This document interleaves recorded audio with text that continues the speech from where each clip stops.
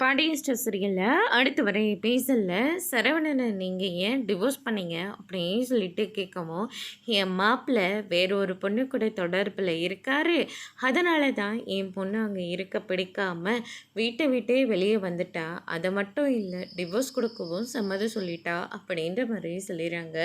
அதுக்கு அடுத்ததாக பழனி இருந்துட்டு என் மாப்பிள்ளை சரவணனை பற்றி தப்பாக பேசாதீங்க, என்ன நடந்துச்சு, என்ன நடந்துட்டுருக்கு, இப்படி எல்லாருக்கும் எல்லா விஷயமும் தெரியும், தேவையில்லாமல் இன்னொரு தடவை என் மாப்பிள்ளை மேலே பழி போட்டு பேசினீங்கன்னா நடக்கிறதே வேறு அப்படின்னு சொல்லிட்டு அவங்கள எச்சரிக்கிறாங்க.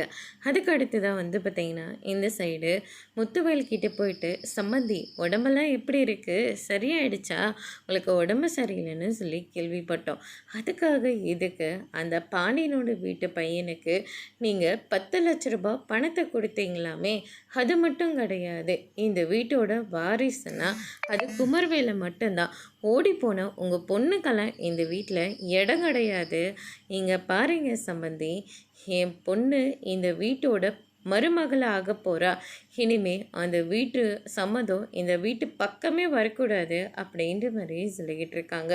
இதை கேட்ட முத்துவேலுக்கு ரொம்பவே கோவம் வருது.